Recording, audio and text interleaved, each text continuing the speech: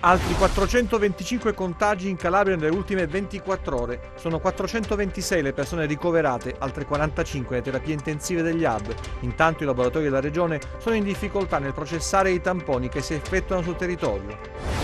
Sta di Crotone colpito da un violento nubifragio, notevoli danni, maltempo anche nello Ionio Cosentino. Il presidente facente funzioni Spirlì chiede lo stato di emergenza per le aree colpite dal maltempo. C'è molta preoccupazione nella Coldiretti per i danni provocati dal maltempo nel Crotonese, a rischio le coltivazioni e con conseguenze devastanti per l'economia del territorio. Nelle due riunioni di ieri del Consiglio dei Ministri nessun accordo per la nomina del nuovo commissario per la sanità in Calabria. Il più papabile è Paolo Francesco Tronca, già commissario del Comune di Roma. Vertice organizzativo al Comune di Cosenza per mettere a punto gli ultimi dettagli per l'allestimento dell'ospedale da campo, previsto per la prossima settimana. Un ottimo Cosenza si impone al blasonato Frosinone, la squadra silana ha letteralmente dominato la gara, portando a casa 3 punti strameritati. Buonasera dalla redazione del TG10. Dunque 425 nuovi casi positivi riscontrati dai tamponi che sono stati analizzati nelle ultime 24 ore, esattamente 2847, e ci sono anche 426 persone ricoverate nei reparti di malattie infettive sparsi per la regione, 45 invece nelle terapie intensive. Vediamo in estrema sintesi il bollettino di giornata. In Calabria ad oggi sono stati sottoposti a test 333.246 soggetti, più 2.847 rispetto a ieri. Le persone risultate positive al coronavirus sono 13.452, più 425 rispetto a ieri. I casi confermati oggi sono così suddivisi: a Cosenza 195, a Catanzaro 38, a Crotone 1, a Vibo Valentia 33, a Reggio Calabria 158, da altra regione o stato estero 0. I ricoveri sul territorio regionale ad oggi sono 426 nei reparti di malattie infettive e 45 nelle terapie intensive.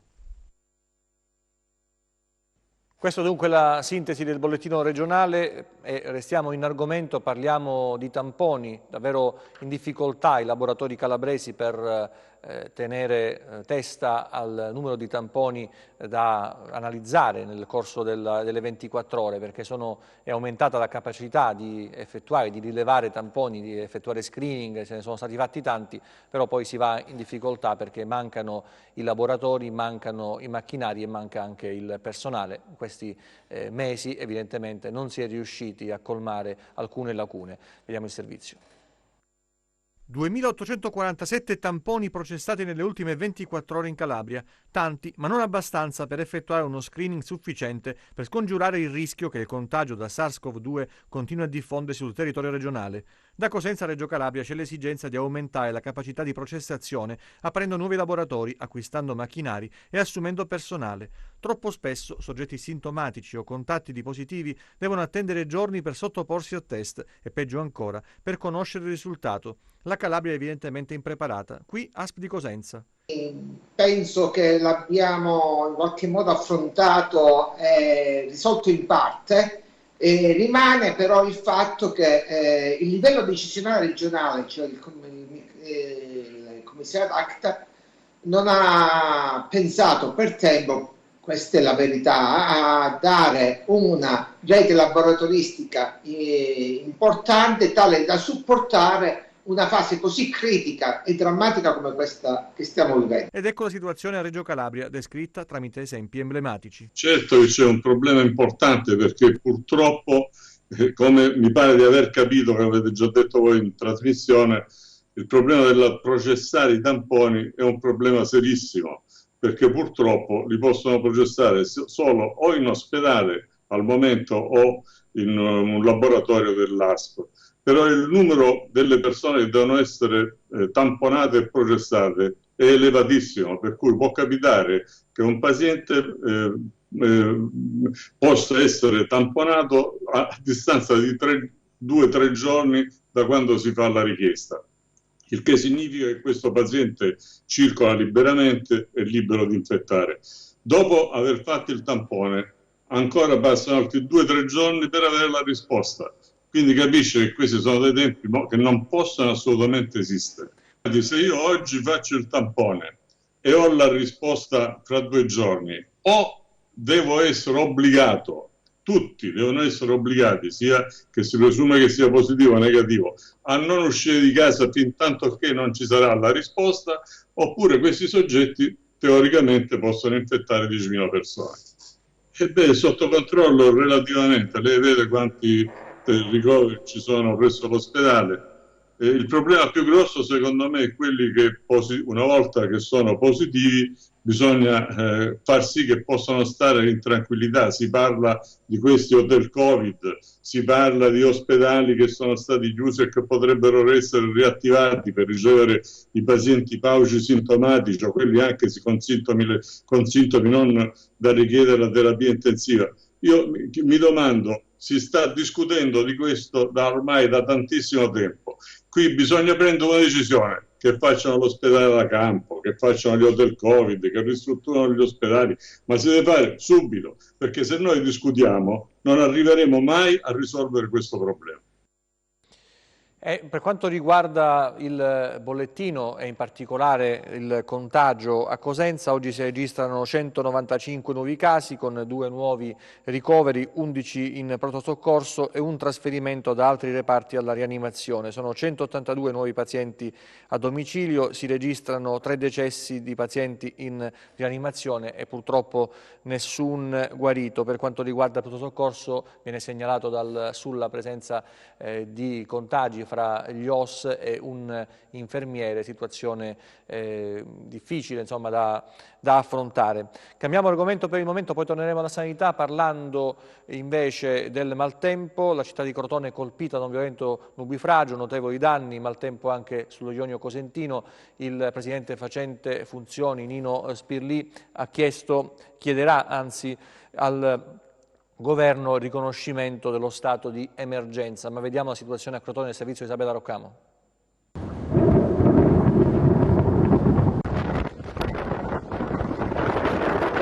Una notte da incubo per i cittadini di Crotone. La pioggia incessante ha allagato le strade e ingrossato i fiumi. In poche ore sulla città pitagorica sono caduti quasi 200 mm di pioggia, una perturbazione prevista dalla Protezione Civile che aveva dichiarato l'allerta rossa su gran parte del versante ionico della Calabria. Le immagini, vedete, sono impressionanti, mostrano strade trasformate in fiumi, le auto sono sommerse dall'acqua, alcune sono state trascinate via dal fango. Allagati negozi e garage, centinaia le richieste di aiuto che continuano a giungere ai centralini dei vigili del fuoco. In questo scatto, vedete, traggono in salvo una persona in difficoltà. La situazione è preoccupante perché piogge abbondanti sono attese fino a domani. L'Esaro e i suoi canali sono sorvegliati speciali. Intanto alcune zone della città sono rimaste anche senza corrente elettrica. Nubifragi anche in diversi centri dell'Interland crotonese, ma la situazione più critica la stanno vivendo le zone basse di Crotone, dove si sono verificati accumuli record di precipitazioni pari a 198 mm.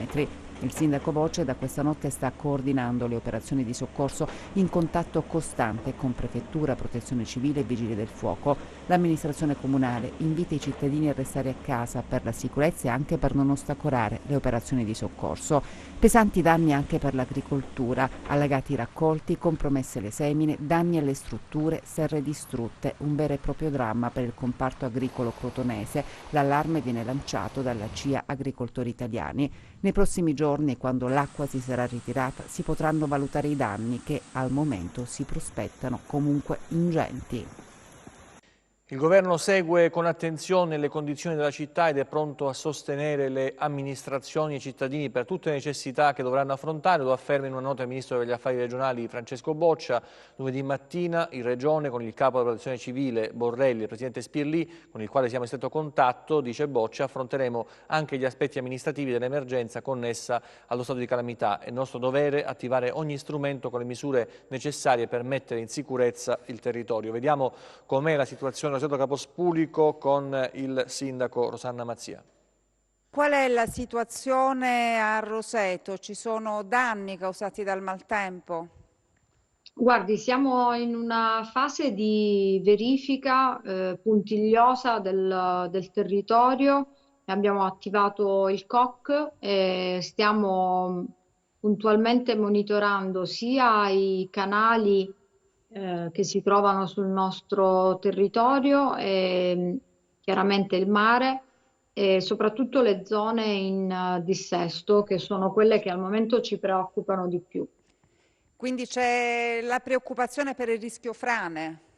Sì, prevalentemente sì, perché sebbene il mare sia molto agitato, in questo momento è abbastanza sotto controllo, così come anche diciamo, la quantità di pioggia, che sebbene abbia causato numerosi allagamenti, è ancora nell'alveo di quello che riusciamo a controllare con i nostri mezzi comunali e con l'attivazione della protezione civile. Siamo molto preoccupati dalle zone che invece soffrono normalmente del dissesto idrogeologico, che potrebbero essere ulteriormente messe in pericolo. Al momento mi pare che la situazione sia preoccupante ma sotto controllo. E adesso invece parliamo dei danni all'agricoltura. Intanto domani sarà ancora giornata da allerta rossa sullo Ionio, soprattutto arancione nelle altri quadranti della regione, quindi attenzione anche domani, ci sono gli inviti da parte dei sindaci a non uscire dalle proprie abitazioni se non strettamente necessario. Fra l'altro vige anche la zona rossa in Calabria, quindi è già un divieto di per sé. E poi c'è la questione danni, appunto si parlava di conta dei danni ancora parziale, potrebbero aggravarsi anche domani, soprattutto quelli alle colture e l'allarme da Coldiretti. Coldiretti preoccupata per i danni provocati dal maltempo nel Crotonese, a rischio coltivazioni e conseguenze devastanti per l'economia del territorio. Ad oggi è difficile fare una conta dei danni, di sicuro dagli allarmi lanciati da molte aziende e anche da alcune che abbiamo visitato già prima mattina, abbiamo diversi centri aziendali completamente allagati, intere coltivazioni soprattutto nel territorio intorno al Crotonese, zona che va da Strongoli, Rocca di Neto e Crotone, soprattutto nelle zone pianeggianti, intere coltivazioni completamente allagate e intere piantagioni di finocchi completamente distrutti, e per cui l'entità dei danni al momento non è dato contarli, ma sicuramente sono intere aziende completamente distrutte. Come azioni noi ci siamo immediatamente mossi affinché venga decretato lo stato di calamità e che si dia subito avvio all'accertamento, alla procedura di accertamento dei danni, perché dobbiamo evitare che le impronte lasciate da questa maledetta tempesta poi possano essere in parte cancellate dal tempo.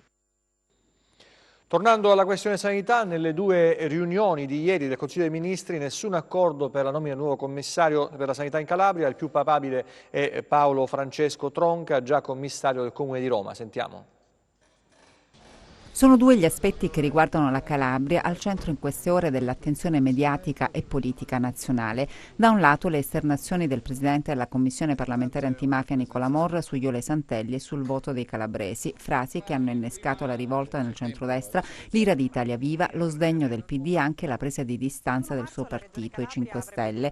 Duro il commento anche della Presidente del Senato Elisabetta Casellati, la quale ha sottolineato che la frase disonora le istituzioni, infanga la memoria di Iole Santelli e offende i calabresi. Allo stesso Morra è stata impedita la presenza in una trasmissione RAI proprio per le parole pronunciate sulla compianta Santelli e si innesca su questo punto una nuova polemica tra chi condanna la censura e chi invece plaude alla decisione di Viale Mazzini. Tutto questo mentre in Calabria ancora non c'è un commissario alla sanità. Nel vertice notturno del Consiglio dei Ministri non è stata trovata la quadra sul nome, una questione spinosa anche per il governo dopo le note vicende che hanno interessato il commissario ad acta della regione. Prima il licenziamento in tronco di Cotticelli, che aveva detto di non sapere che il piano Covid toccava a lui redigerlo, poi il caso è deflagrato con 2 proposte boomerang, Zuccatelli prima e il passo indietro sulla nomina dopo le dichiarazioni imbarazzanti sull'inutilità delle mascherine e infine l'indicazione di Eugenio Gaudio, ex rettore della Sapienza, che si è tirato indietro perché, questo aveva detto, la moglie non voleva trasferirsi a Catanzaro.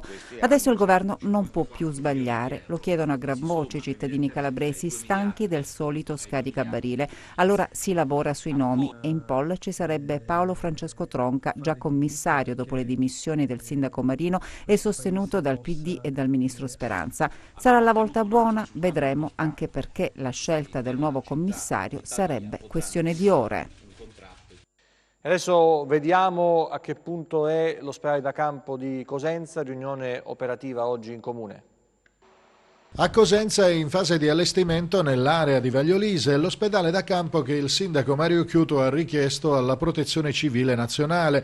La struttura, arrivata direttamente dal Libano, dovrebbe essere pronta già da fine mese. Questa mattina, in un vertice a Palazzo dei Bruzzi, alla presenza del sindaco Mario Chiuto e del generale dell'esercito Roberto Nardone, è stata stilata una serrata tabella di marcia e sono state definite le modalità di funzionamento dell'ospedale da campo. Presenti all'incontro esponenti nazionali e regionali della Protezione Civile e della Croce Rossa, oltre ai rappresentanti dell'ASP e dell'azienda ospedaliera di Cosenza. L'ospedale da campo, lo ricordiamo, potrà ospitare circa 40 pazienti provenienti da tutta la provincia. È una salvaguardia a tutela della salute dei cittadini di tutta la provincia, non solo della città di Cosenza, quindi noi auspichiamo che vengano riaperti anche gli ospedali che sono stati chiusi nelle varie località periferiche, anche di montagna, però servirà del tempo, ritengo, per gli adeguamenti sulle opere murarie, sugli impianti tecnologici. Qui abbiamo invece tutte le strutture pronte con i laboratori, gli elettromedicali, gli ambulatori, i medici e il personale che servono a fronteggiare un'emergenza. Io mi auguro che non ci sarà bisogno poi per lungo tempo, insomma, di questo ospedale, ma noi dobbiamo fare tutto il possibile e ringrazio molto l'esercito italiano, la Protezione Civile Nazionale, per essere venuto in soccorso anche della popolazione calabrese. Non è il tempo di fare polemiche, è il tempo di lavorare uniti. Qui devo dire che ho avuto una grande collaborazione da parte di tutte le forze comunali, dagli operatori delle cooperative sociali che hanno lavorato incessantemente questi giorni, anche al di fuori degli orari stabiliti, alle persone che sono occupate della pulizia, tutto il personale militare che ha lavorato H24 anche stanotte con la pioggia per allestire queste strutture. Quindi io credo che veramente qui si è fatto il massimo a Cosenza e ringrazio tutti per la collaborazione. Adesso il calcio, sconfitta del Crotone per 2-0, Immobile e Correa per la Lazio, Immobile al 20° del primo tempo, Correa al 12° del secondo tempo. Si è giocato nonostante il maltempo, terreno di gioco dello Scida che ha retto e quindi si è potuto giocare. C'è stata qualche polemica, la società del Crotone ha spiegato che se non si fosse scesi in campo, visto che la situazione del terreno di gioco era idonea, il Crotone avrebbe perso 3-0 a tavolino. Questa è la situazione. In Serie B invece vittoria del Cosenza, vittoria strameritata contro il Frosinone, un 2-0 firmato da Mirko Carretta e una prova davvero maiuscola della squadra di Roberto Occhiuzzi. Lo ha ammesso e ha ammesso la superiorità nella gara anche Alessandro Nesta. Io e la squadra, tutta la famiglia Cosenza vogliamo dedicare questa vittoria a Raffaele, un ragazzo che oggi è scomparso. Un abbraccio alla sua famiglia e quindi da parte mia e della squadra c'è un grosso pensiero a lui.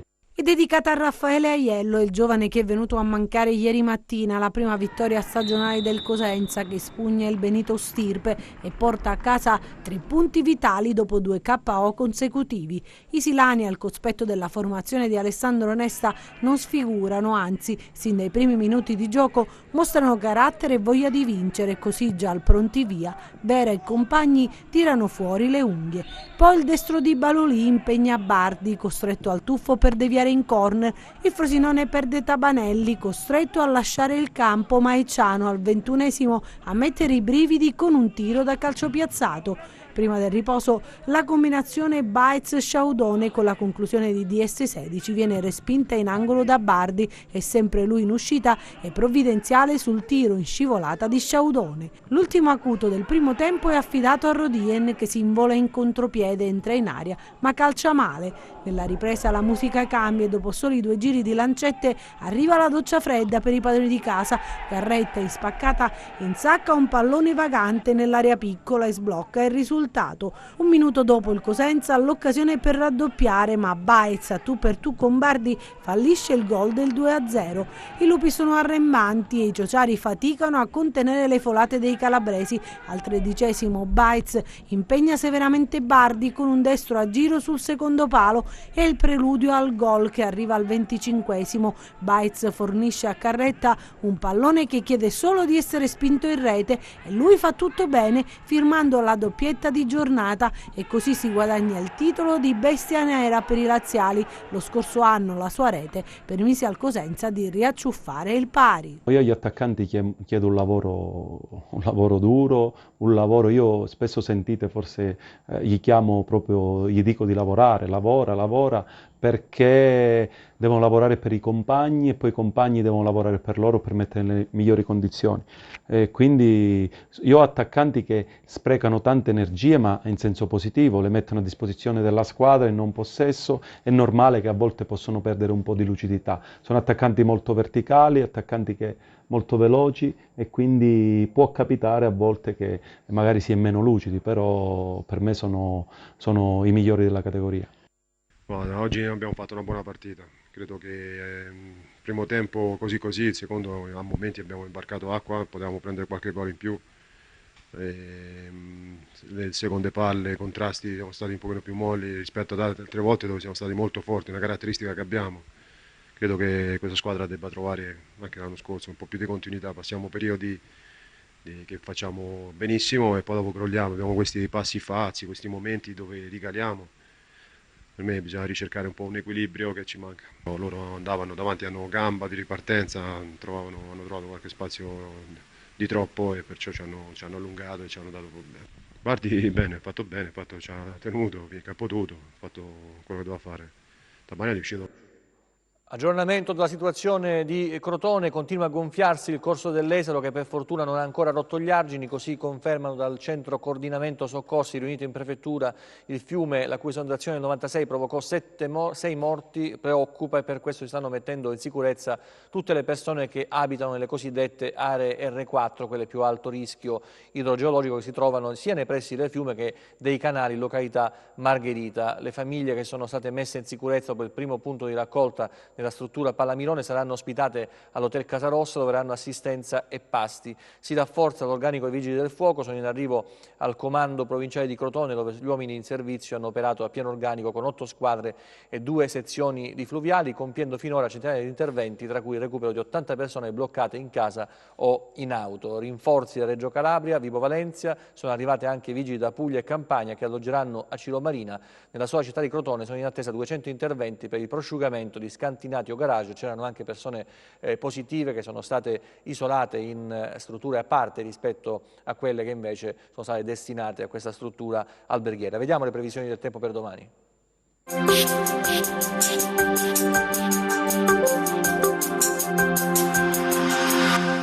Ben ritrovati da Meteo in Calabria. Ci apprestiamo a vivere una fine settimana freddo e perturbato. Un vortice depressionario formatosi sul Tirreno, alimentato da aria piuttosto fredda, si sposta verso sud puntando il canale di Sicilia. La struttura depressionaria richiamerà aria fredda dai Balcani, che riuscirà in parte a sfondare anche su settori nord-orientali della nostra regione, provocando un calo termico e favorendo nevicate sui rilievi di Pollino e Sila. Domani ancora nuvoloso o molto nuvoloso sui settori ionici di Catanzarese e Reggino, con piogge e rovesci anche a carattere temporalesco. Da parzialmente nuvoloso a poco nuvoloso sul Cosentino e Crotonese, con schiarite via via più ampie nel corso della giornata. Temperature stazionarie o in locale lieve aumento nei valori massimi. Passiamo a mari e venti. Domani ventilazione ancora da Grecale ovunque, ancora tra moderati e forti su medio e basso versante ionico. Mari molto mossi, tendenti a mossi in serata, ancora agitato il settore ionico catanzarese e Reggino. Per ulteriori approfondimenti vi rimando al sito www.meteoincalabria.com e alla nostra pagina Facebook Meteo in Calabria. TG che finisce qui, ci vediamo nelle prossime edizioni. Grazie per la vostra attenzione, arrivederci, buona serata e un buon weekend. Roma.